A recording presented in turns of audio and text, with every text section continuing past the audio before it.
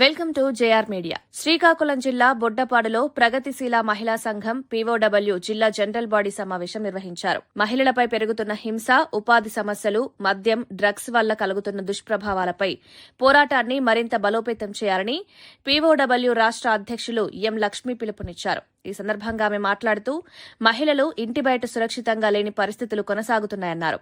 గ్రామీణ జాతీయ ఉపాధి హామీ చట్టం ఏదైతే ఉందో ఆ చట్టాన్ని విబి రామ్జీ అనే పేరుతో మార్చి దానికి అన్ని హక్కులు రాకుండా 10 దినాల సంఖ్య తగ్గించమనే పేరుతో తగిన బడ్జెట్ కేటాయించకుండా ఈ రోజు రాష్ట్రాల వాటా పెంచేసి రాష్ట్రాల దయాదాక్షల మీద ఆధారపడే విధంగా ఈ రోజు ఆహార పథకాన్ని మార్చేసిన ప్రభుత్వ విధానాన్ని వ్యతిరేకిస్తూ నెంబర్ 3 మహిళా చట్టాన్ని పోరాడి సాధించుకున్న మహిళా చట్టాలన్నీ కూడా ప్రభుత్వం నీరుగార్చే పని చేస్తుంది. కాబట్టి దీనికి వ్యతిరేకంగా పోరాడి సాధించుకున్న మహిళా చట్టాల అమలుకి కార్యాచరణను ఏర్పాటు చేయాలి. వాటన్నింటినీ కూడా పటిష్టంగా అమలు చేయాలని కోరుతూ అదేవిధంగా మద్యాన్ని, మత్తు పదార్థాన్ని, అశ్లీల వెబ్చానల్స్ వీటన్నింటినీ కూడా రద్దు చేయాలని చెప్పేసి డిమాండ్ చేస్తూ మహిళపై హింసకి లేని జీవితానికి సంబంధించిన వాటన్నింటినీ కూడా ప్రభుత్వానికి పథకాలు వీటన్నింటినీ కూడా అమలు చేయాలని చెప్పేసి కోరుతూ మనము ఈ జనరల్ బాడీ తీర్మానం చేస్తుంది.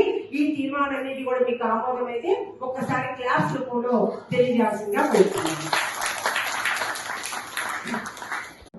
నూతన కార్యవర్గం ఎన్నిక జరగడం చాలా అరుదైన విషయం.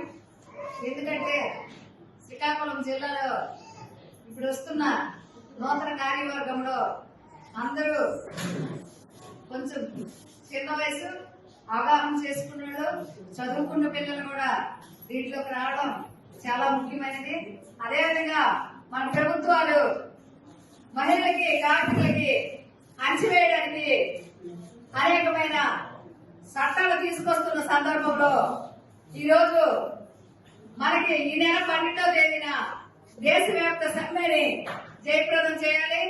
ఎందుకంటే కార్మికులు, కర్షకులు పనిచేస్తున్న పని స్థలాలలో మరి కార్మికులకున్న పోరాడి సాధించుకున్న 44 చట్టాలని 4 కోట్లుగా తీసుకొచ్చి రైతులకున్న చట్టాలు మార్చి మరి 3 దొంగ చట్టాలుగా తీసుకొచ్చి దానికి వ్యతిరేకంగా ఢిల్లీ నడిబొడ్డులో పోరాటం చేసిన రైతన్నలకు అండగా నిల్చుంటామని చెప్పి ఈ రోజు గెలిచి గద్దెక్కినాక ఓడ మధ్యలో ఉన్నప్పుడు వాడమల్లయ్య, ఏరు దాటిపోయినాక ఓడమల్లయ్య అన్నట్టు మన కాసాయి ప్రభుత్వం చేస్తుంది. కాబట్టి ఈ కాసాయి ప్రభుత్వానికి వ్యతిరేకంగా మహిళలు అందరము నడుంగట్టి ముందుకు సాగాలని చెప్పి కోరుకుంటూ నాకు ఈ అవకాశం ఇచ్చిన వేదికపై ఉన్న నాయకత్వానికి, వేదిక ముందున్న నాయకత్వానికి నేను ధన్యవాదాలు తెలియజేసుకుంటాను.